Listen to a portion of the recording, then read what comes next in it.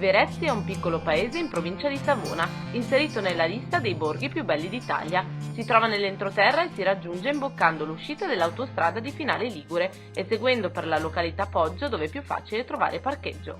Poggio si affaccia sul mare e nel periodo autunnale è particolarmente suggestivo perché si possono incontrare contadini che lavorano alla raccolta delle olive.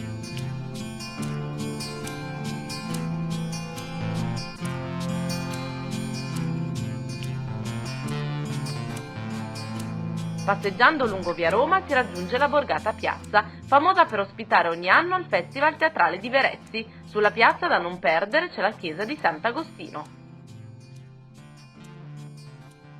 Il borgo saraceno di Verezzi si divide in 4 zone differenti: Poggio, Piazza, Roccaro e Crosa, che si raggiunge a piedi percorrendo un ripido sentiero o in auto proseguendo per qualche minuto.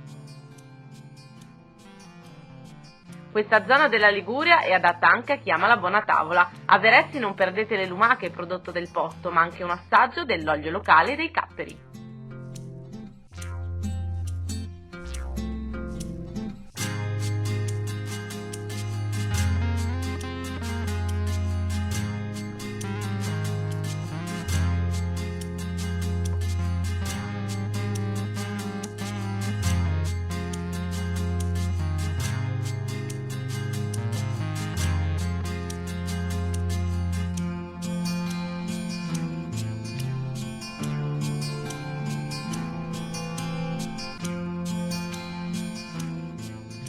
Da vedere c'è anche la borgata Roccaro, dove si può visitare la cappella dell'Immacolata Concezione e proseguendo a piedi si può raggiungere l'antico castello del paese.